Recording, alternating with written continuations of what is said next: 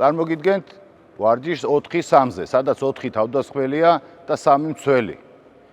ამ შემთხვევაში უპირატესობა აქვს მცველებს და დამცველები დგანან ერთ ხაზში. თავდასხმაში თამაშობენ 2 ინსაიდი, გამთამაშებელი და ხაზის მოთამაშე. 3 მცველი ცდილობს დაიჭიროს 4 თავდასხმელი. თავდასხმელები კი ცდილობენ შეიქმნან უპირატესობა და მხოლოდ 6 მეტრიდან აქვთ უფლება ტყორცნო ბურთი.